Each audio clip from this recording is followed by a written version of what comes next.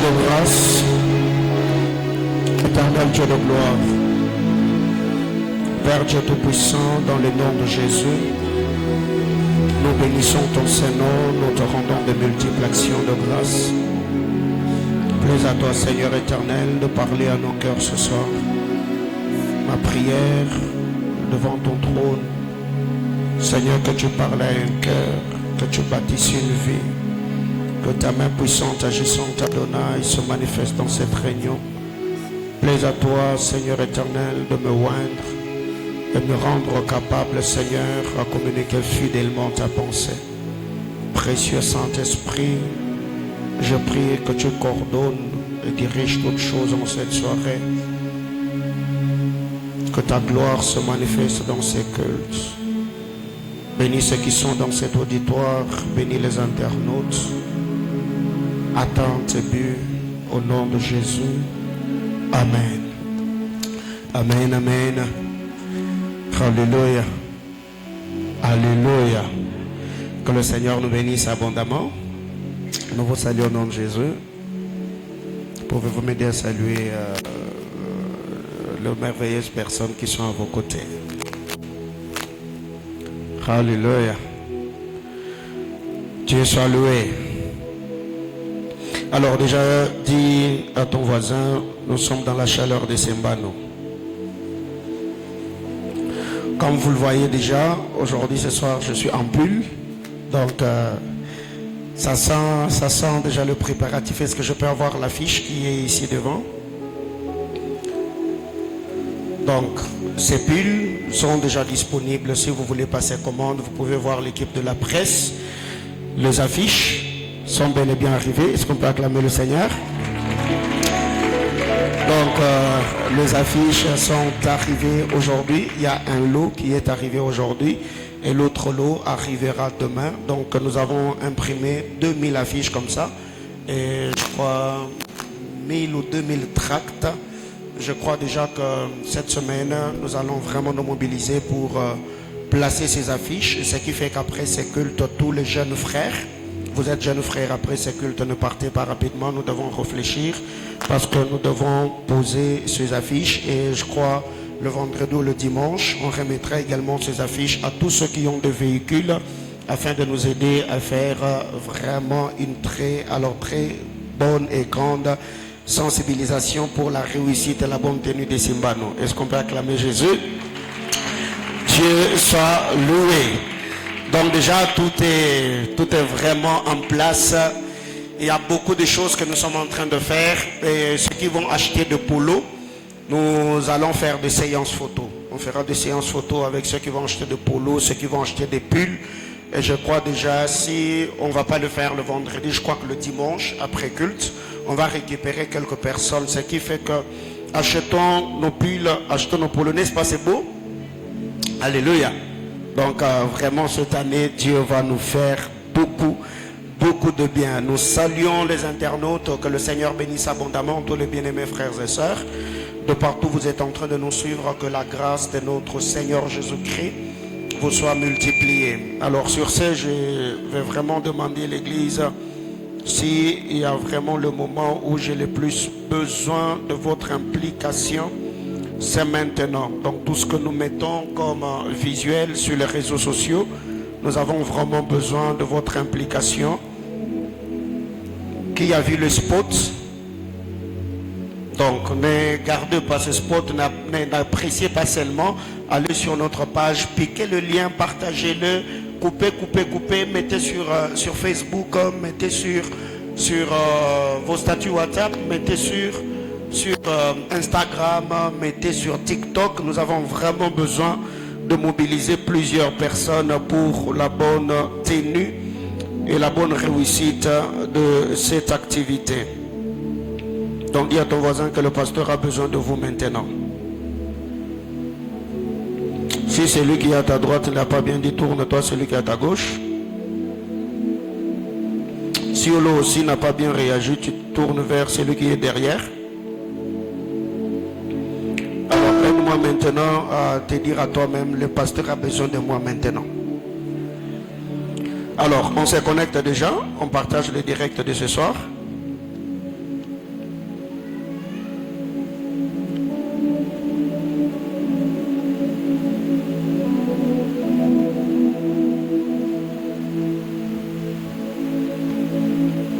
n'attend que vous. Connectez-vous.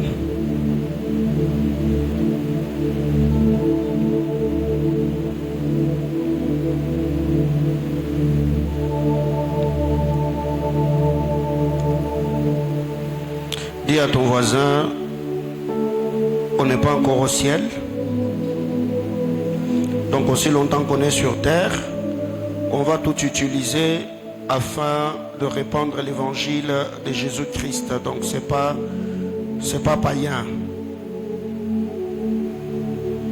Donc il y a plusieurs personnes qui vont sur les réseaux sociaux pour se divertir, et nous allons vers ces gens-là en partageant de live, en partageant des affiches, en partageant tous les visuels que nous mettons sur les réseaux sociaux.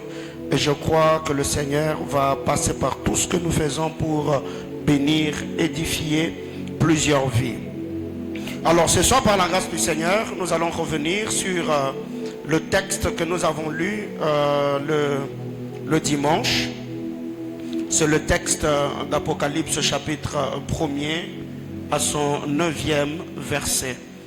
Apocalypse chapitre 1er, le verset 9. Nous avons, par la grâce du Seigneur, lu cette portion d'écriture le dimanche. Apocalypse chapitre 1er, le verset 9, on peut rester assis. J'ai lu au nom de Jésus, je suis dans la version Louis II. Moi, Jean, votre frère, et qui est part avec vous à la tribulation et au royaume et à la persévérance en Jésus. J'étais dans l'île appelée Patmos à cause de la parole de Dieu et du témoignage de Jésus. Moi, Jean, votre frère, qui est part avec vous à la tribulation et au royaume et à la persévérance en Jésus, j'étais dans l'île appelée Patmos à cause de la parole de Dieu et du témoignage de Jésus. La version parole de vie, il est dit, moi Jean votre frère, je souffre avec vous. Avec vous j'appartiens au royaume de Dieu. Avec vous je reste patient en étant uni à Jésus. Je suis déporté dans l'île de Patmos parce que j'ai annoncé la parole de Dieu et que j'ai été témoin de Jésus, parole du Seigneur. Alors, bien-aimés dans le Seigneur, comme nous l'avons dit le dimanche, ce mois de mai, nous n'avons pas voulu faire une affiche de peur que ça fasse ombrage à l'affiche au programme de Simbano. Comme je venais de le dire tantôt, vous me voyez ce soir en pull.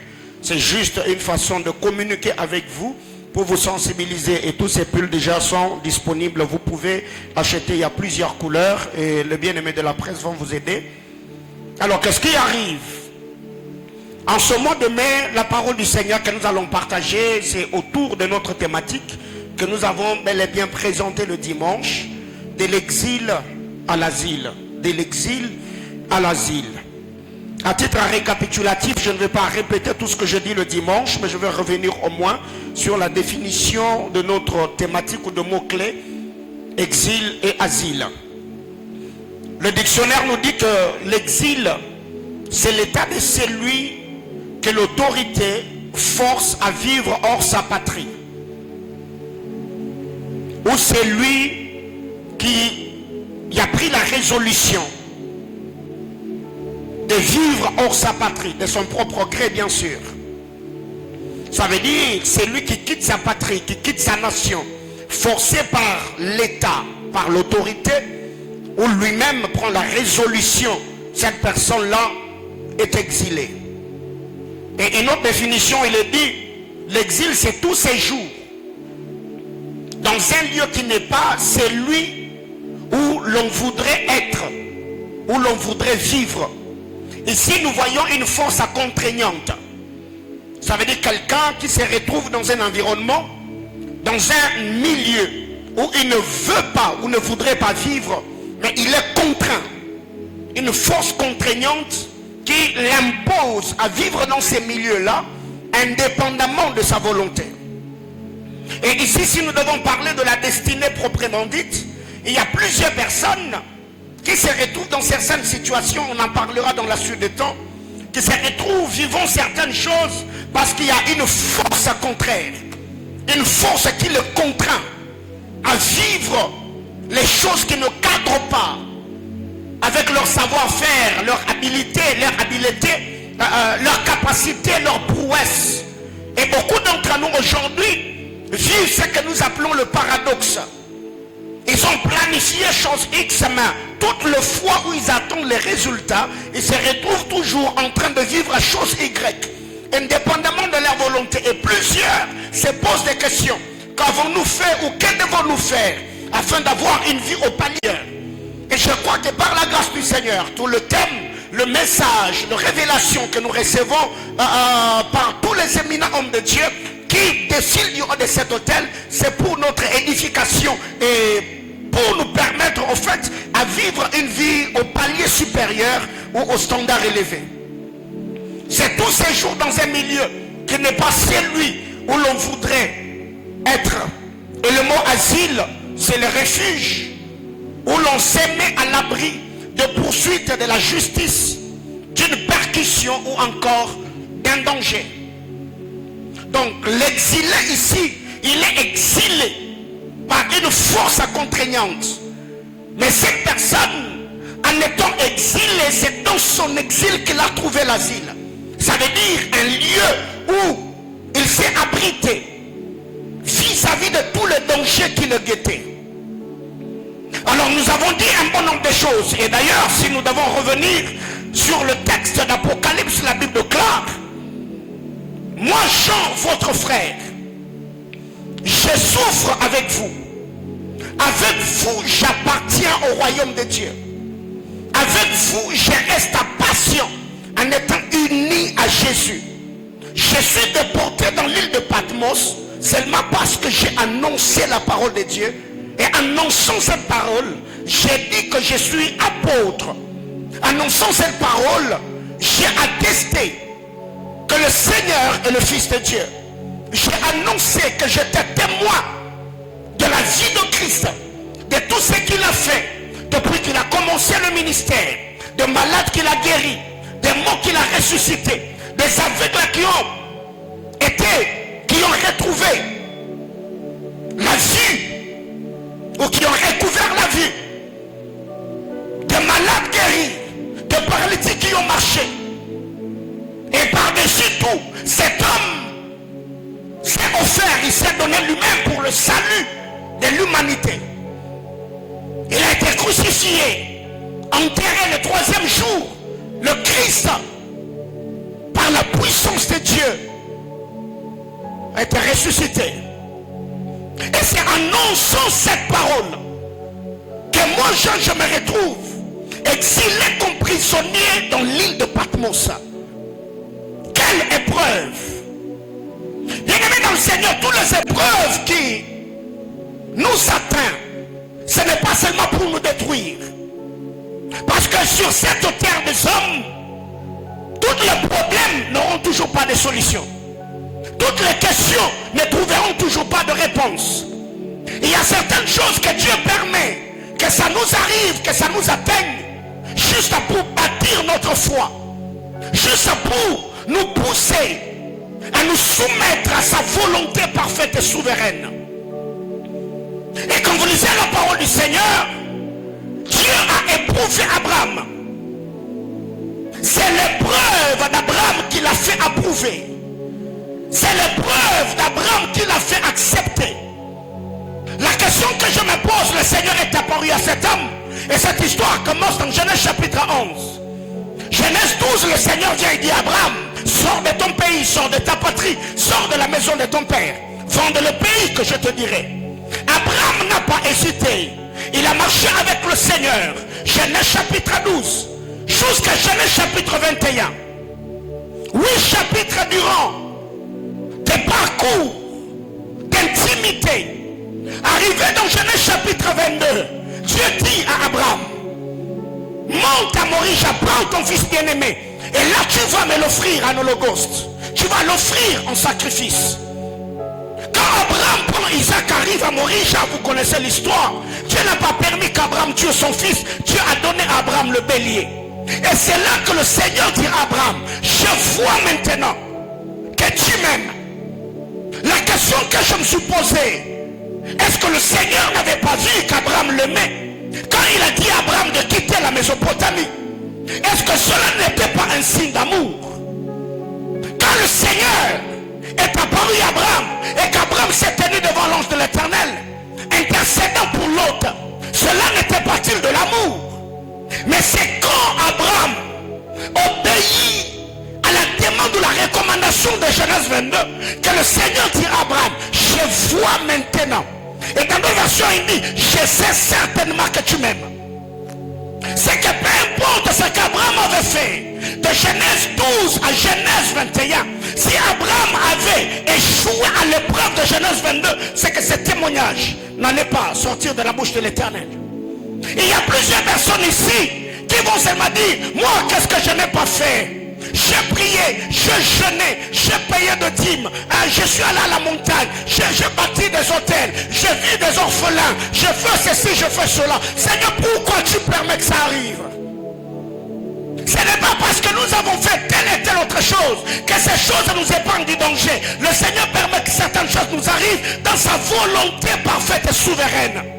Alors très généralement l'homme, quand il se voit accablé par des problèmes, eh bien il se tient un peu devant le Seigneur, présentant à Dieu ses mérites, ses capacités et tout ce qu'il a fait, soit pour le Seigneur, soit pour ceux qui sont créés à l'image de Dieu, soit pour l'œuvre du Seigneur, en disant Seigneur, j'ai fait telle et telle autre chose, autrement dit, tu ne devais pas me faire ça. Alors que le Seigneur a un bon nombre de choses qu'il fait, il le fait dans sa souveraineté. Peu importe le sacrifice, peu importe le prix, quand le Seigneur s'impose, il s'impose. Et par moments, nous n'avons pas de raison, nous n'avons pas d'explication, nous n'avons pas de réponse. Et on se pose tas de questions. Seigneur, pourquoi? Et tout ce que nous pouvons tirer comme conclusion, c'est à dire, à toi la gloire, l'honneur, la louange, la puissance, la majesté. Bien-aimé dans le Seigneur, l'épreuve, c'est pas beau. Très généralement, comme je l'ai dit le dimanche, il y a plusieurs personnes qui peuvent témoigner, dire choses X et Y. Mais quand ça nous arrive à nous, c'est là que l'on comprend ce que ça fait. On peut consoler quelqu'un, comme je le dis le dimanche. Tu vois ce qui t'est arrivé, c'est la volonté de Dieu.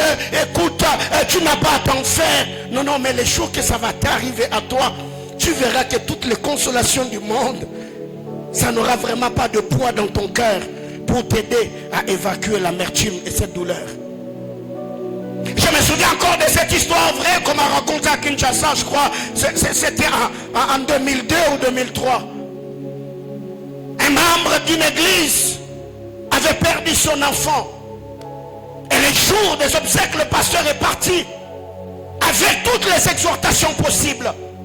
Tu vois, la parole de Dieu nous dit, en toutes circonstances, rendez grâce à Dieu. Le pasteur a exhorté, il a tellement exhorté.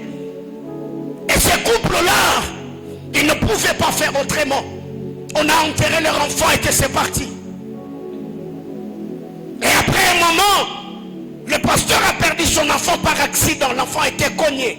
Un véhicule était monté sur lui. Le pasteur était inconsolable. Les fidèles sont partis. On a consolé le pasteur, il était inconsolable. Et je ne sais pas qu'est-ce qui se passait.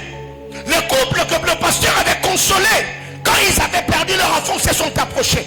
Ils ont consolé le pasteur n'arrivait pas. Et je ne sais pas ce qui s'était passé dans leur tête. Ils ont dit au pasteur, papa, souvenez-vous que ce que nous vous disons aujourd'hui, c'est ce que vous nous avez dit quand on avait perdu notre enfant. Et le pasteur leur répondra, votre enfant était mort normalement parce qu'il était malade. Votre enfant n'était pas tamponné par un véhicule. Voyez-vous, c'est que c'était intéressant quand c'était quelqu'un d'autre qui était dans le problème. Mais quand c'était le pasteur lui-même, le pasteur a trouvé le prétexte pour justifier au fait ce qui lui était arrivé. Bien-aimé dans le Seigneur, vous devez savoir, plus le temps est en train d'avancer, plus nous sommes en train de nous éloigner de la pensée apostolique. Parce que quand vous lisez la parole du Seigneur, la Bible n'a jamais dit que notre vie sur terre sera en rose. Dieu n'a jamais dit cela. Le Seigneur n'a jamais promis seulement que vous aurez des maisons, vous aurez des terres, vous aurez des frères et des sœurs. Non, non. Il a dit vous aurez ces choses, mais avec des persécutions.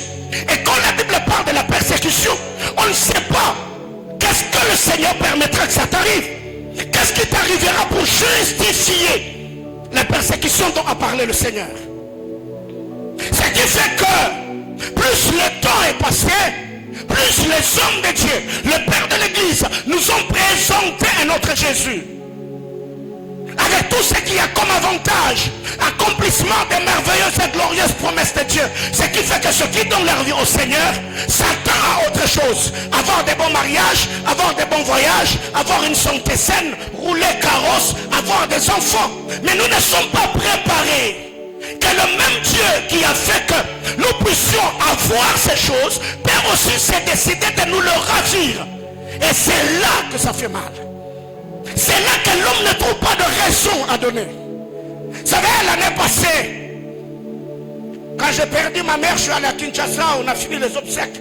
À peine rentré, je voulais tenir le micro. Et c'est les administrateurs qui m'ont interdit. Pas parce que j'étais en train de faire mon deuil. J'ai dit non. Les morts sont morts. Mais quant à moi, qu'est-ce que je dois faire? Je dois me tenir à la brèche afin de servir le Seigneur. On m'a dit non, restez quand même cette semaine. Vous allez commencer à travailler le dimanche. Bien-aimés dans le Seigneur, de l'exil à l'asile. L'apôtre Paul dit, c'est quand je suis faible, c'est en ces moments-là que je deviens fort. Parce que c'est dans les épreuves que je puise la force de persévérer, de continuer. C'est dans les épreuves que je prépare mon mental. C'est dans les épreuves que je comprends que tout peut arriver et à n'importe quel moment. Parce que très généralement, quand l'homme est à l'abri, l'homme pense que tout est rose, tout est calme autour de lui. Alors il faut que quelque chose arrive pour nous secouer et nous rendre un peu conscients que tout peut basculer à n'importe quel moment. Afin que nous soyons conscients de ce qui peut nous arriver, de ce qui peut nous atteindre, afin de nous préparer pour ne pas louper l'opportunité de travailler, de servir le Seigneur comme il se doit. Alors, les amis, retenons ceci. Ceux qui ont déjà connu ou compris le prix à payer, le prix à gagner, n'auront pas peur du prix à payer. Ceux qui ont compris ce que c'est le prix à gagner, n'auront pas peur du prix à payer. Pourquoi les apôtres ont accepté? Jacques était décapité, Pierre crucifié, Jean exilé, et la manière dont tous les apôtres du Seigneur ont perdu la vie, et tous les martyrs depuis le temps de l'Église jusqu'à notre temps. Pourquoi ces gens acceptent-ils de souffrir pour l'évangile de Christ? Parce qu'ils savent que la vie ne leur servira à rien. Ils ont la révélation du prix à gagner. Alors le prix à payer importe peu. Ils savent ce qui les attend dans la suite de temps. Alors ils n'ont pas peur de servir le Seigneur et de payer tout le prix possible pour être agréable à Jésus. Et ces choses, nous le recevons pas seulement avec cet évangile où on nous dit tu vas voyager, tu vas aller en Europe, tu vas prospérer, oui. Après même on a un peu ouvert la maison Schengen, après que l'on soit sorti du confinement, on a repris avec la même chose, mais pendant le confinement, personne ne pensait voyage, personne ne prophétisait voyage, personne ne voyait des visas, des visions où il y a des visas et des drapeaux des pays étrangers. Mais pourquoi? C'est que la situation du confinement a même cloisonné les parler de Dieu. Je parle à quelqu'un, parce que même si on vient, on te dit, tu vas voyager, tu vas partir par quelle voie?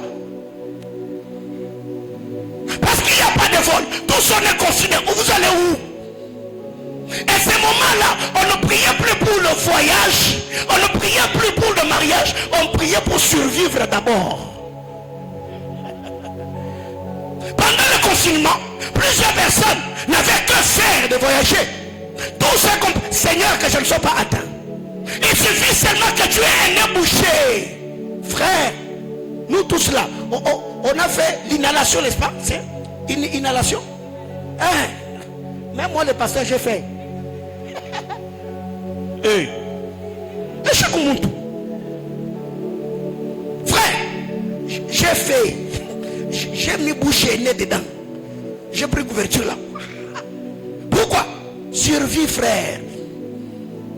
Et depuis qu'on est sorti du confinement, on a oublié la manière dont on priait, la pensée qui nous animait pendant le confinement. On est passé aux mêmes habitudes. Et c'est pour cette raison d'ailleurs qu'on n'arrive pas à nous imposer comme il se doit. Ceux qui ont compris le prix à gagner, ils n'ont pas peur du prix à payer. L'apôtre Paul, quand vous lisez les épîtres pauliniens, Paul est en train de dire, la mort est un gain. Je n'ai pas peur de la mort parce que je sais que Christ est ma vie. La compréhension du prix à gagner a donné la force au Père de l'Église à payer le prix, à vivre comme de martyrs parce qu'ils savaient que leur vie ne les appartenait pas. Pourquoi Étienne, alors qu'on était en train de les lapider, il pouvait sourire et dire, je vois le ciel s'ouvrir et je vois le Christ assis à la droite de Dieu le Père. Prix à gagner. Deuxième vérité, ce que vous êtes capable d'endurer pour le Christ révélera votre niveau de foi et votre maturité chrétienne. Ce que vous êtes capable d'endurer pour le Christ ou pour le cause du royaume révélera votre maturité et votre niveau de foi.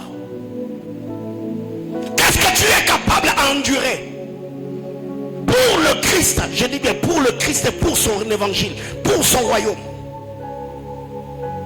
Les coups que nous encaissons pour les causes du royaume, cela révèle notre maturité et notre foi. Beaucoup de gens aujourd'hui, ils souffrent pour eux. Ils souffrent, ils payent le prix possible. Tu verras quelqu'un qui quitte le Bumbashi. Il va, je ne sais pas, jusqu'à Dilolo, chercher l'huile de palme pour venir le revendre ici parce qu'il a besoin de se faire de l'argent. Si seulement vous dites à cette personne-là, quitte ici, on t'envoie à Dilolo, à mission, va gagner les âmes, il va penser que le pasteur l'envoûte. Pourquoi moi je vais aller là-bas? Ce qui fait qu'aujourd'hui, même ceux qui prétendent avoir le ministère, ils attendent qu'on les envoie en Europe, dans des milieux où déjà l'environnement, l'urbanisme, tout ce qui va avec, va le permettre à émerger.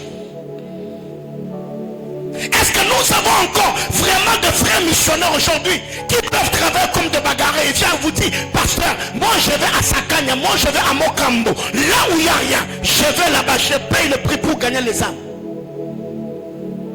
Et même le prophète qui reçoit des visions, frère, déjà en Europe là-bas, vous pensez qu'en Europe, il n'y a pas de gagnants d'âmes là-bas? Il y a des églises, n'est-ce pas? Mais pourquoi tous les Africains, nous on veut seulement gagner les Européens alors que nos propres frères africains sont en train de mourir? C'est que là, nous ne servons pas Jésus, mais nous servons de l'évangile de Jésus. Gagnons d'abord ceux qui sont avec nous. Et d'ailleurs, là où nous allons, leurs histoires, l'homosexualité, la pédophilie, le lesbianisme sont en train de ravager nos familles. Mais faisons d'abord un travail interne. Quand déjà nous serons sûrs que l'évangile s'est vraiment installé comme il se doit en Afrique, alors, même les hommes nous ont dit la charité bien ordonnée. C'est que nous sommes capables d'endurer. Pas parce que nous avons péché. Pas parce que nous avons volé dans l'entreprise qu'on nous a chassés. Non. C'est que nous endurons pour le Christ. Révèle notre maturité. un autre niveau de foi.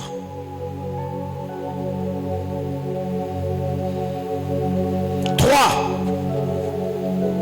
ceux qui abandonnent le Seigneur à cause des épreuves sont en train de révéler le travail abattu par ceux qui les ont prêché l'évangile.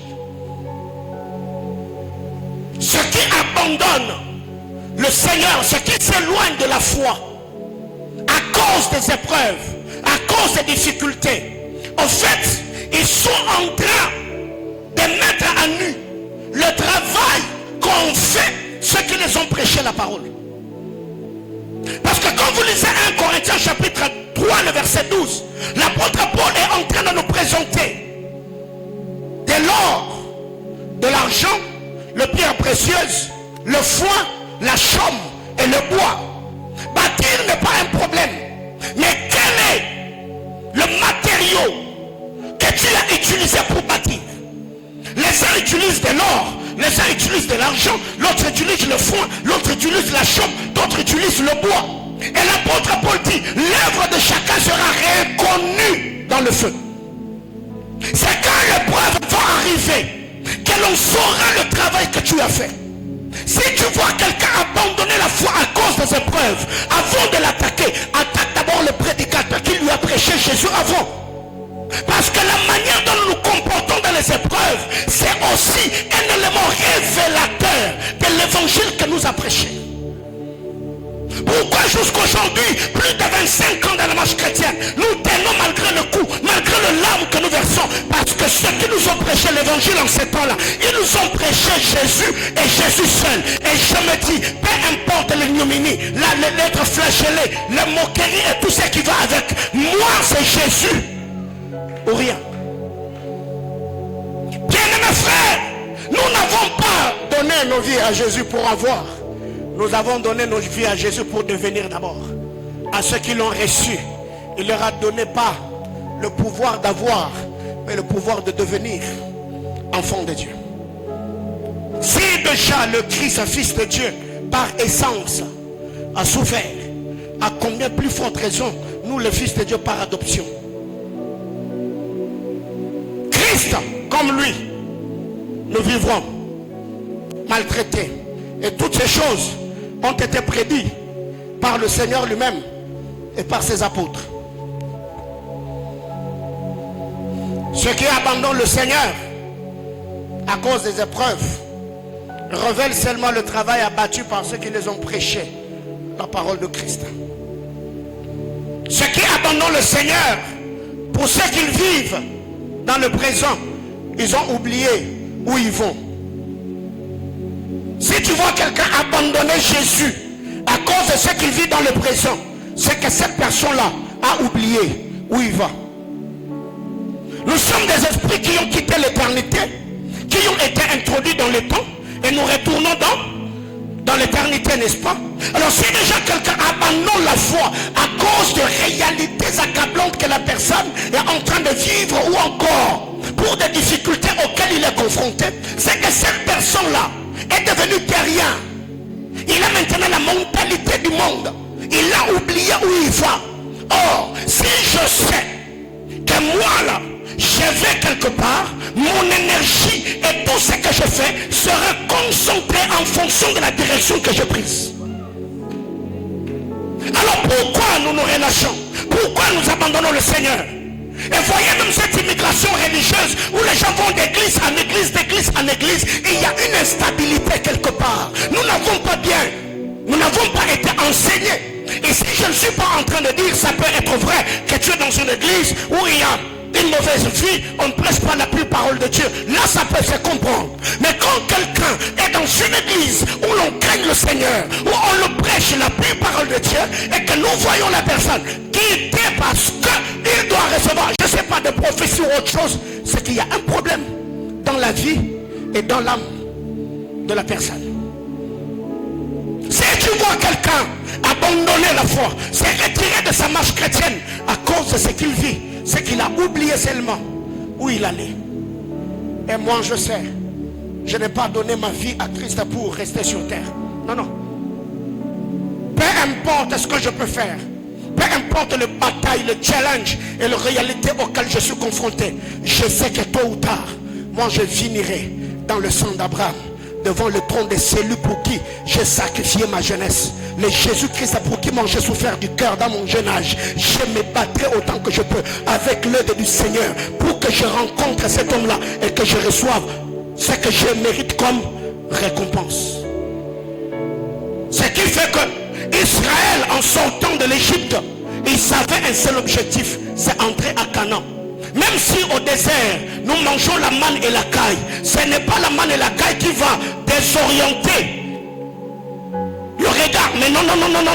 La manne et la caille, c'est un repas de survie. Tout ce que Dieu donne sur terre, mariage, vêtements, maison, voyage, rouler carrosse, belle maison et tout ce qui va avec, ce sont des bénédictions de survie. Le Seigneur nous permet de survivre par ces choses, mais nous ne vivons pas par elles. Nous ne vivons pas par ces choses, mais ces choses, le Seigneur nous les donne juste pour nous donner la force de nous attacher à lui. Alors le jour où il va se décider de ravir ces choses, peu importe les moments, peu importe ce que je veux perdre, moi mon cœur s'attache à Jésus. Même si je perdais à gauche, même si je perdais à droite, ma foi est affermie en Christ Jésus. Je peux verser le larme, mais je ne veux pas rester là en train de me morfondre, en train de me lamenter, ou je me retire, d'autant plus que la Bible déclare, nous ne sommes pas de ceux qui se retirent pour se perdre, mais nous sommes de ceux qui persévèrent, pas pour sauver les âmes des autres, mais pour sauver leur âme.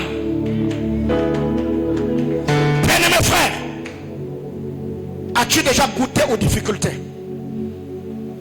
Parce qu'il y a difficultés, les amis. Manquer le loyer 1 mois, 2 mois, 3 mois, c'est pas souffrir. Ne pas avoir une bonne nourriture à ta table. Il y a des gens qui souffrent, les amis. C'est déjà au Congo où nous avons la liberté de prier et de faire tout ce que nous faisons. On n'arrive pas à rester intègre. Alors les jours où tu iras en Afghanistan, c'est déjà maintenant là, on n'arrive pas vraiment à s'étonner. Alors le jour où cette force contraignante, on te dira, si tu n'as pas la marque de la bête, tu ne peux ni acheter ni vendre. Tu feras quoi? La vie c'est autre chose, mes amis. Alors qu'est-ce qui arrive? Ceux qui s'éloignent de la foi chrétienne à cause de ce qu'ils ont perdu révèlent seulement le prix que ce qu'ils ont perdu avait à leurs yeux. Et aujourd'hui, il y a des gens qui aiment leur maison plus que le Seigneur.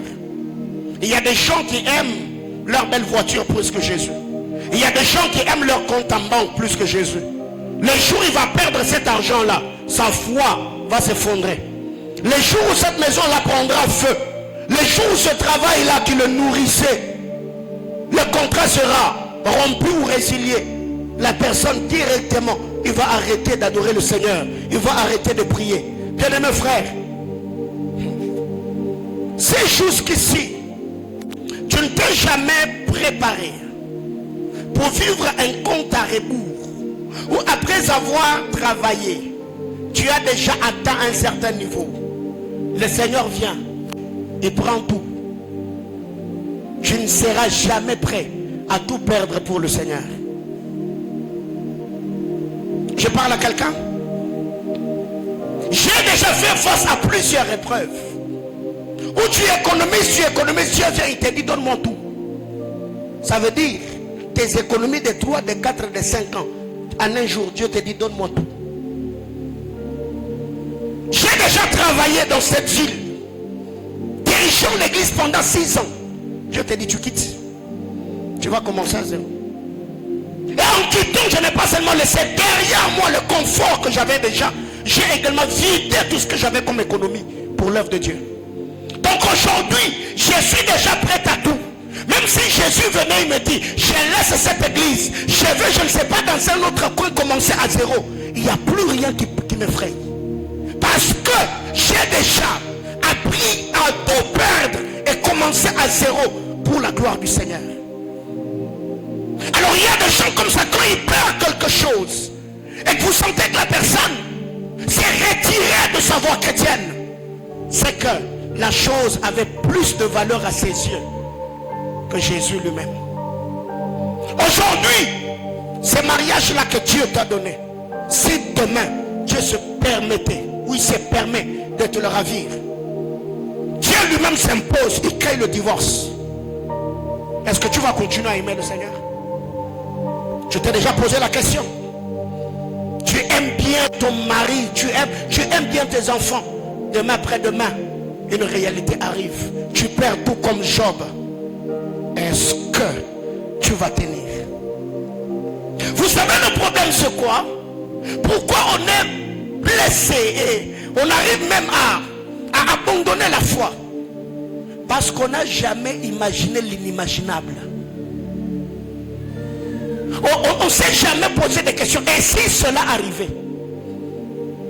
Et quand ça arrive, comme nous ne nous sommes jamais préparés nous-mêmes, c'est pourquoi on est prêt à tout.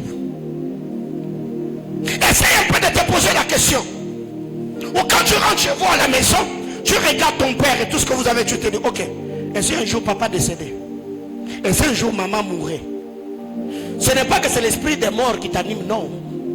Toi-même tu te dis seulement, ok, et si un jour je perdais ma femme ici? Si un jour mes enfants ici mouraient,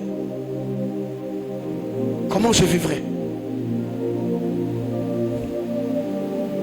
Très généralement, le problème qui nous tombe dessus, ça nous blesse, ça nous vexe, ça nous bloque au bas de l'échelle et nous empêche à nous relever, à rebondir, parce qu'on n'a jamais réalisé que ça peut arriver. Tu vois? Tu n'as jamais réalisé cela. Tu n'as jamais, ça ne t'a jamais traversé l'esprit. Alors dis-toi un peu, alors si ça arrivait,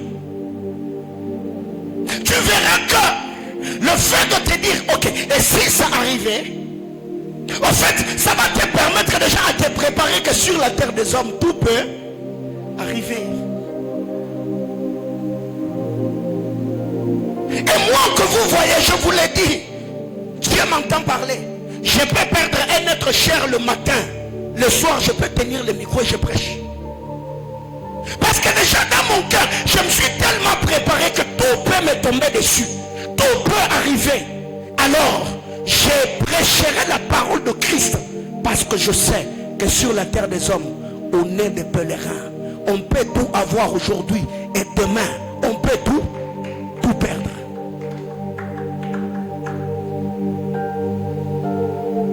Ouais. C'est pourquoi après le mois de mai, on parlera sur le bataille de l'âme. Le bataille de l'âme. Ce qui nous fait mal, c'est parce qu'on n'a jamais réalisé. Hier, on revenait du deuil, on était en train de parler avec Papa Cédric. Je lui ai dit aujourd'hui, beaucoup de personnes n'arrivent pas à se protéger parce que nous faisons confiance à ceux qui sont avec nous. Je vais donner un exemple. Un homme qui n'a jamais réalisé que telle ou telle autre chose peut m'arriver. Le jour où ça arrivera, il sera blessé dans son fort intérieur. Pourquoi? Parce qu'il n'a jamais réalisé que ça peut arriver. Parce que si déjà dans ta tête tu te disais, ou tu te dis, et si ça arrivait, tu seras déjà en train de te préparer en conséquence pour que le jour où ça va arriver, que ça ne te détruise pas non plus. Je vais donner un exemple. Vous êtes en couple, l'homme et la femme. Et comme celui avec qui j'étais dans le véhicule, c'était l'homme, je lui ai dit, si tu ne t'es jamais posé la question que demain après-demain, tu peux retrouver ton épouse dans les infidélités. Les jours où tu vas la trouver dedans, ça va te vexer, ça va te blesser. Pourquoi? Parce que tu n'as jamais pensé que ça peut arriver. Mais si dans ta tête tu te dis, elle est humaine, Satan peut passer par là, peut-être pour me déséquilibrer, tu verras que tu prieras tous les jours de ta vie pour elle, afin que l'ennemi ne trouve pas une porte ouverte par laquelle il va passer pour détruire ton foyer. Est-ce que je parle à quelqu'un? Et même dans la famille, si déjà tu te dis demain après-demain, mon mari ici, mes enfants ici, mon travail ici, je peux le perdre. Tu verras déjà qu'au-delà de préparer ton âme à recevoir ses coups, tu te mettras à prier pour sécuriser spirituellement la chose. Et très généralement, nous sommes affectés par certaines disparitions ou certaines pertes, pas seulement de vie humaine, mais même de biens ou des êtres chers, parce que nous, personnellement, on ne s'est jamais préparé que la chose nous tombe dessus. Alors, pose-toi maintenant la question. Si aujourd'hui, je perdais telle chose, est-ce que je continuerai toujours à être chrétien? Est-ce que je continuerai toujours à vivre dans la crainte de Dieu? Est-ce que je continuerai toujours à aimer Dieu? Ça me prendra combien de temps pour me relever dans la prière? Ça, on ne nous a jamais préparé. Bien-aimés frères, tu peux quitter l'église. Tu viens d'adorer, tu as loué, tu as donné des offrandes. Tu sors seulement comme ça avec un enfant. On les compte sur les champs. Et très généralement, c'est quoi le réflexe? Seigneur, je viens de l'église. Seigneur, j'ai prié. Ce matin, j'ai même donné l'offrande. Oh. Et après, tu es la première personne à donner l'offrande à l'église? Tu es la première personne à prier? Non. On a vu plusieurs hommes de Dieu en plein service en train de prêcher, ils tombent, ils meurent. Et lui aussi va dire quoi à Jésus? J'ai tenté de prêcher ta parole. Dis à ton voisin de l'exil à l'asile. Autre chose. Le seul moyen de récupérer tout ce que nous avons perdu, c'est de rester fidèles à celui pour qui nous avons perdu les choses. Le seul moyen de récupérer tout ce que nous avons perdu, c'est de rester fidèles à celui pour qui nous avons perdu ces choses. Imagine-toi aujourd'hui, fervent chrétien, fervent serviteur ou servant de Dieu. Tu perds quelque chose de très précieux. Et après l'avoir perdu, ça te décourage. Tu te retires de la vie chrétienne. Tu as perdu doublement. Tu y as perdu et la chose, tu t'es perdu toi-même. Alors le seul moyen de récupérer ce qu'on a perdu, c'est de rester fidèle à celui pour qui on l'a perdu. Si aujourd'hui je ne sais pas récupérer la chose que j'ai perdue, telle que je l'ai perdue, le Seigneur peut me consoler, me combler en me donnant une chose qui sera peut-être meilleure par rapport à ce que j'ai perdu. Parce qu'aujourd'hui tu peux perdre un mari, mais Dieu peut te consoler en bénissant tes enfants. Tu peux perdre un enfant, mais Dieu peut te consoler en te faisant rencontrer à quelqu'un d'autre qui fait dans ta vie le travail que celui que tu as perdu n'avait jamais fait. C'est que quand je perds quelque chose qui m'est précieux, et je sais que cette chose, je l'ai perdue parce que c'est dans la volonté de Dieu, moi je ne me séparerai pas du Seigneur. Je me dis, si c'est pour lui que j'ai perdu la chose, je reste fidèle à lui, parce qu'il sait par où il va passer pour me donner une chose qui va me consoler et me combler. Mais beaucoup d'entre nous aujourd'hui, ils se morfondent. Ces personnes n'arrivent plus à se relever. Pourquoi? Parce qu'après avoir perdu les choses, ils se sont retirés de la prière. Ils ont abandonné la foi. Ils sont allés loin de Dieu. Et le Seigneur, quand tu vas loin de lui, le Seigneur ne va pas te courir derrière. Hein? Le ciel est toujours bleu. Il est toujours assis sur le trône. Ce n'est pas tes caprices qui vont pousser les 24 vieillards à ne plus l'adorer. Dieu est Dieu. C'est à nous de nous plier à sa souveraineté et de lui dire que la gloire te revienne. Et les choses que je vous dis, j'ai atteint un niveau où je me dis, tout peut arriver. Ça peut me tomber dessus n'importe quel moment. Et ce que je vous dis ici, c'est une conclusion après plusieurs épreuves. 10 ans de vie pastorale. 10 ans. Depuis que je suis pasteur là, il y a 10 ans. Depuis que Dieu m'a appelé au ministère prophétique, il y a 16 ans. Plus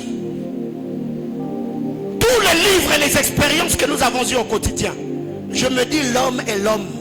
Il peut t'aimer le matin et à midi, il ne veut plus de toi. Tout peut me tomber dessus. Et je me prépare face à cela. Plus je perds ce que j'ai aimé hier, plus j'apprends à donner l'amour à ceux qui sont avec moi aujourd'hui. Plus ceux qui m'ont quitté sont partis en me blessant, j'apprends à prendre soin de ceux qui sont restés et ceux qui sont avec moi. Alors vous devez savoir que dans cette vie, les amis, vous n'aurez pas toujours ce que vous voulez. Les choses ne se passeront pas toujours comme vous le voulez. Le Seigneur peut permettre que certaines choses qui n'ont jamais traversé votre esprit vous tombent dessus. Et tout dépend seulement de la manière dont vous allez prendre la décision de vous relever. Sinon, vous allez rester là, vous allez souffrir et vous ne vous les relèverez plus jamais. Le seul moyen de récupérer ce que l'on a perdu, c'est de rester fidèle à celui pour qu'on a perdu ces choses. Tu as servi le Seigneur toute ta vie. Un jour, une circonstance, une réalité te tombe dessus. Et tu te dis, c'est Dieu. J'ai tellement entendu de propos au milieu de chrétiens. Seigneur, tu m'as déçu. Nous allons décevoir. Na nyonso na sali pona yo papa wa mtu alibosote yo si bakato kingo pierre kuto bakata e mutu penza donc Jacques bakati e mutu bazo na épée ngo so lui aussi va dire quoi? C'est avec ma tête qu'on a coupé pour toi. Mais non, en toutes circonstances. Alors étonnons les amis, ce qui sort de votre bouche dans le moment des épreuves révélera deux choses. Quand vous avez l'amertume dans l'âme, ce qui sort de votre bouche nous révélera deux choses. Un, la profondeur de votre âme ou l'état de votre âme. Deux, la hauteur de votre esprit.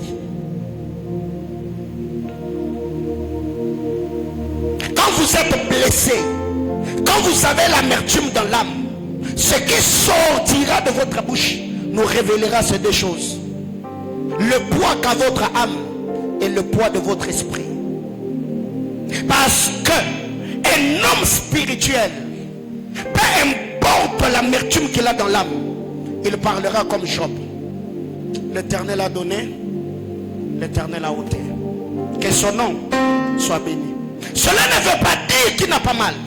Cela ne veut pas dire qu'il ne va pas pleurer. Cela ne veut pas dire que son cœur n'est pas blessé. Mais il sait que la volonté de Dieu est au-dessus de toutes les réalités et les difficultés auxquelles nous sommes confrontés. Mais quand tu vois quelqu'un, parce que c'est arrivé, il blâme Dieu. Et d'ailleurs, moi je me pose la question, cette question que l'on pose aux morts ces derniers temps sur les réseaux sociaux. Yaya, Yaya, qu'est-ce que tu as vu? Ah, qu'est-ce que tu as vu? Donc, qui va répondre à cette question-là? Donc, tous ceux qui meurent voient quelque chose. Alors, essaie d'abord de mourir comme ça, que tu vois, comme ça tu vas ressusciter. Tu vas quand même venir nous raconter ce que toi tu as vu. Voyez ce que ça fait? C'est que quand on est blessé, frère, il n'y a que ces deux choses. Soit tu blâmes le Créateur, soit tu l'adores. Soit tu condamnes le ciel, soit tu te soumets à la volonté, à la souveraineté de Dieu. De l'exil à l'asile. Jean n'a pas péché. Non. Il n'avait pas péché. Seulement parce qu'il a témoigné de Jésus. Cela lui a coûté la vie. Jacques n'avait pas péché. Pierre n'avait pas péché. Alors si déjà nous sommes issus des sacrifices de ces hommes, inspirons-nous de leur vie. Préparons-nous les amis. Les choses que je suis en train de vous dire aujourd'hui, Dieu ne t'avertira toujours pas. Même le prophète qui te dira, moi je vois 24 heures sur 24, il ne voit pas toujours tout ce qui lui arrive. Tu peux être dans cette église, les amis. Tu viens comme ça, c'est en plein culte. Un prophète arrive, il donne ton nom, il donne ton numéro téléphonique, il donne tous les noms des membres de ta famille et te dit, Dieu me dit, dans 3 mois, le Seigneur va faire. 2 jours plus tard, tu meurs. Et oh, qui est menteur?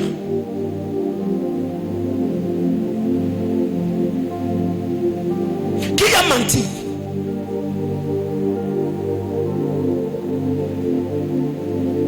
Oh. J'ai déjà vu ça. Je connais des gens dans mon parcours, des gens avec qui on a grandi. Quelle merveilleuse promesse. Vous pensez que tous les chrétiens qui meurent n'ont pas de promesse? Mais Dieu se décide. Il dit ok, petit, j'avais dit. Alors je change d'avis. Et le jour où il va changer d'avis là, il ne va pas dire au prophète que c'est ce que tu vas dire là. Quand vous lisez l'histoire de Ésaïe et Zacharie, Dieu lui dit va dans la maison d'Ézéchias. C'est ça? Ézéchias, dis-lui qu'il se prépare, il va mourir. Ézéchias dit non Seigneur, moi avec tout ce que je fais. Ézéchias prie. Mais le problème avec Ézéchias, il n'a jamais consulté l'agenda de Dieu. Dieu savait que Ézéchias a marché dans l'intégrité. Si je le laisse, Ézéchias va se pervertir. Alors je te récupère. Ézéchias a contesté contre la volonté de Dieu. Il a prié. Dieu a ajouté 15 ans de vie. Et la Bible déclare, à la fin de la vie d'Ézéchias, il a commis des péchés qu'il n'avait jamais commis avant que la prophétie ne sorte. Alors c'était quoi le problème? Il devait mourir dans la volonté de Dieu, ou vivre peut-être 10 ans ou 15 ans, et finir comme l'icône du péché en Israël. Frère, quand je vous dis que Dieu est souverain, il est souverain. Mais quelqu'un d'autre te dira que Esaïe avait menti. À peine même pas 2 heures, 3 heures, il vient et dit Dieu a dit, Dieu a dit, Dieu a dit. Il revient et te dit Dieu a dit, il ajoute 15 ans parce que tu as prié. Mais les 15 ans ajoutés à la vie d'Ézéchias, ça l'a conduit dans des choses abominables. Alors, que devons-nous faire? Dans le moment de preuve, que faire? Je vais parler de 2 choses ce soir et on va prier. Dans le moment de preuve, que faire? 1. Il faut apprendre à te décharger. Décharge-toi de cette amertume dans la prière. Décharge-toi, décharge-toi. Présente-toi devant le trône de l'agneau dans la prière. 1 Pierre chapitre 5, le verset 7. 1 Pierre chapitre 5, le verset 7, la Bible déclare: déchargez-vous sur lui de tous vos soucis, car lui-même prend soin de vous. Déchargez-vous, déchargez-vous. C'est que le souci est un poids et ça pèse, ça détruit. Il y a des gens aujourd'hui qui souffrent de maladies psychosomatiques à cause des soucis. Soucis, ça ronge. Soucis, c'est quoi? J'ai pas des enfants, j'ai pas de mari, j'ai pas de travail, mes affaires ne prospèrent pas, j'ai lutté de gauche à droite. Soucis. Il y a des gens aujourd'hui qui ont l'amertume dans l'âme. Même quand ils marchent, ils sont frileux. Ils n'arrivent plus à se relever. Ils ont perdu le goût de la vie. Même quand vous êtes autour d'eux, ils sont devenus insupportables. Même dans leur langage, ils sont devenus tellement amers qu'ils communiquent leur souffrance à ceux qui sont autour d'eux. Bien-aimés frères, les coups, on les encaisse tous les jours de notre vie. Mais tout dépend seulement de comment tu t'arranges pour les évacuer. Les soucis, nous les avons tous les jours de notre vie. Et surtout en ces temps de la fin, où l'homme moderne est méchant, il est mauvais. Si tu ne sais pas, frère, ceux qui te font du mal aujourd'hui sont ceux qui vont te poster demain quand tu vas mourir. Ceux qui te poussent à la dépression sont ceux qui viendront diront Moyao, Paul et Sana. Et c'était une très bonne sœur. Alors que quand ils ont appris que tu as été engrossé, c'était des statuts visés. Et toutes ces choses, comme je l'ai dit récemment, par moments, certaines choses qui sortent de nos bouches, il y a ceux qui l'entendent par les oreilles, les autres l'entendent par le cœur. Tous ceux qui sont autour de nous, ils n'ont pas que des oreilles. Il y a des gens qui ont leur cœur dans les oreilles. Alors ce que vous dites quand ça leur parvient, ils n'entendent pas cela par les oreilles. Ça pénètre directement le cœur. Il y a des gens qui dépriment en silence. Il y a des gens qui s'enferment dans leur chambre. Vous pensez qu'il est allé dormir alors qu'il est là en train de se poser des questions. Il y a des gens qui meurent autour de nous. Mon ami, si tout ce que tu sais faire dans cette vie, c'est de te battre pour pleurer à quelqu'un, tu vas mourir avant le temps. Bats-toi autant que tu peux. Tu n'es pas parfait, tu n'es pas parfaite, je ne le suis pas non plus. Mais bats-toi autant que tu peux pour conformer ta parole, ta vie à la parole du Seigneur. Si cette personne-là va trouver que tu es une bonne personne, gloire à Dieu. Mais si aussi la personne ne va pas t'aimer, ne te fais pas trop de soucis. Mange autant que tu peux. Entre dans ta maison d'or. Alors il fait que beaucoup d'entre nous, le poids, les soucis que nous avons, nous sommes même déformés. Il y a des gens, même quand ils marchent, c'est une belle femme, c'est un bel homme, c'est quelqu'un d'intelligent, mais tellement que l'âme est meurtrie, l'âme a des soucis. Il y a ces personnes qui ont même perdu l'estime de soi. Il y a des gens qui n'ont plus confiance en eux. Ils sont devenus tellement amers que toutes les fois peut-être où il y a une lueur d'espoir, la personne directement il a peur. Pourquoi? Il est allé d'échec en échec. Les échecs à répétition, ça a créé comme la phobie, la psychose. La personne a comme des paradigmes mentaux. Il s'est dit, ok, qu'est-ce qui prouve à suffisance que cette fois-ci ça va marcher? Peut-être ça va mal tourner, comme les expériences du passé. Alors regarde ton voisin, dis-lui, décharge-toi de tous tes soucis dans la présence de Dieu.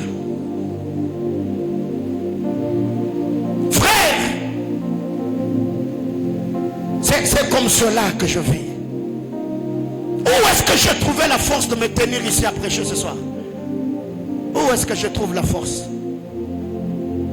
Même après avoir reçu le coup, même après avoir versé d'abondantes larmes, il y a des cultes comme ça où après avoir pleuré, manqué de sommeil toute la nuit, je viens ici, je tiens le micro, je prêche comme si j'ai pas de problème.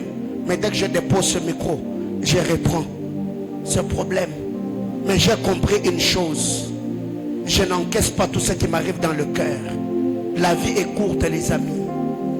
La Bible déclare, veille, garde ton cœur plus, car c'est de ce cœur que vient le. Alors si le cœur gardé dans les sources de vie, alors le cœur pour lequel nous ne prenons pas soin, on aura quel type de source?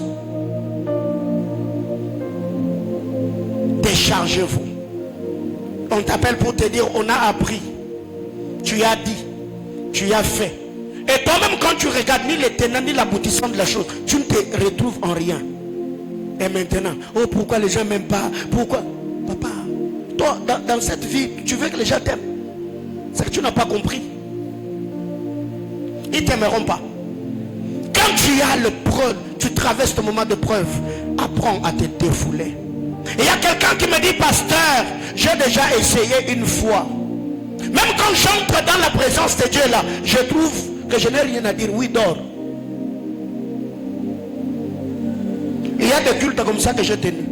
Tu entres j'entre dans ma chambre de prière. Je suis entré là pour prier. Mais tu sens que tu n'arrives pas. J'aimais la musique et je dors. J'aimais la musique et je pleure. Parce que tu ne vas pas évacuer tout ce que tu as comme amertume dans l'âme seulement par la prière. Il y a aussi des mélodies, une atmosphère, un climat autour de toi. Quand tu entres dans la présence de Dieu, tu peux rester calme et tu sens cet amour du Seigneur en train de t'envahir. Petit à petit, tu dis oui, je sais que c'est arrivé, mais je sais que le Seigneur a le contrôle de tout ce qui m'arrive. Je peux pleurer, je peux verser d'abondantes larmes, mais quand je vais sortir de cette pièce, quand je vais sortir de cette salle, je me donne encore une seconde chance et je crois que le Seigneur peut me donner encore les ailes du grand aigle. Tout peut repartir à zéro, je peux rebondir. Mais il y a plusieurs personnes aujourd'hui, d'ailleurs ici chez nous en Afrique, nous n'avons pas même pas l'argent d'aller voir ces gens. On les appelle comment? Le psychologue. On n'a pas l'argent. Si c'est peut-être en Europe, on va t'orienter pour te dire, va voir peut-être les psychanalystes. Mais ici déjà chez nous, l'argent mangé là, c'est un problème. Payer le loyer, c'est un problème. Déjà avec tout le problème que nous avons dans le cœur. Où irions-nous si ce n'est dans la présence de Dieu, les amis? Quand tu sens que ça pèse, frère, avant d'aller voir quelqu'un, tourne-toi dans la prière. Seigneur, je prie. Je prie pour mes enfants. Je prie pour mon travail. Je prie. Je prie pour mon mariage. Je prie pour les enfants qui tardent. Je prie pour toutes ces incompréhensions entre moi et mon mari. Seigneur, je prie. Cet homme qui m'a aimé, pour qui j'ai donné ma jeunesse, Seigneur, cet homme aujourd'hui m'insulte en me regardant droit dans les yeux. Seigneur, je sais que c'est pas lui. Je sais que c'est pas lui. Seigneur, je prie que ces blessures... Maman, tu parles au Seigneur comme si cet homme-là était à tes côtés et qu'il était en train d'entendre. Les amis, prions. Prions, frère. Il y a des gens qui meurent. Je suis pasteur, je sais ce que je dis. Il y a des gens qui meurent. Tu peux le voir bien habillé, tu peux le voir avec de make-up bien parfumé. Mais si elle t'ouvrait le cœur, ton mot blanchi, tu vas te dire, mais comment elle fait pour tenir avec ce problème? Comment elle fait pour sourire et mettre les gens à l'aise autour d'elle, alors qu'elle-même, le problème qu'elle a dans le cœur, ça la ronge au quotidien. Elle n'a jamais le courage d'en parler.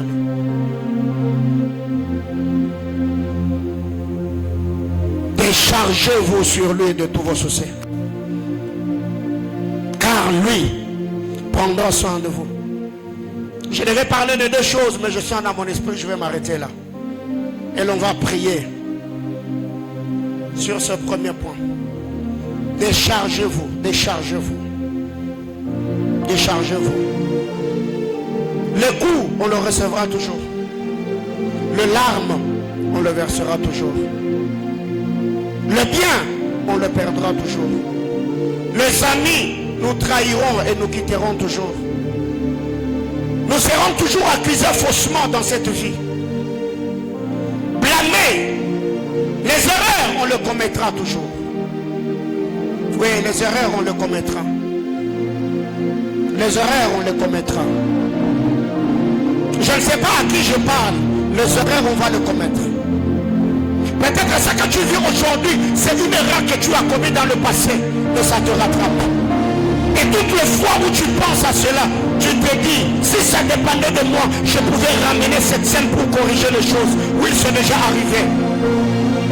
Est-ce que tu peux te débarrasser de ce poids-là? Peux-tu te débarrasser de ce souci qui ronge ton cœur? Est-ce que tu peux élever ta voix dans la prière et dire à Dieu, Seigneur, je me décharge. Déchargez-vous. Au jour de sa chair, il s'est tenu debout, il a dit, venez à moi, vous tous qui êtes fatigués et chargés, je vous donnerai du repos. Est-ce que le Seigneur a parlé au cœur de quelqu'un? Est-ce que le Saint-Esprit a parlé au cœur de quelqu'un?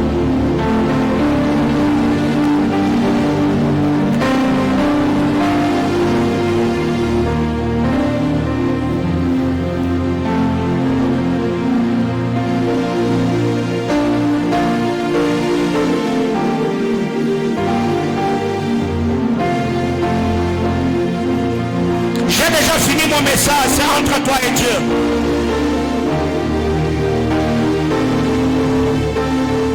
Peux-tu te sentir libre? Peux-tu présenter ce cœur meurtri?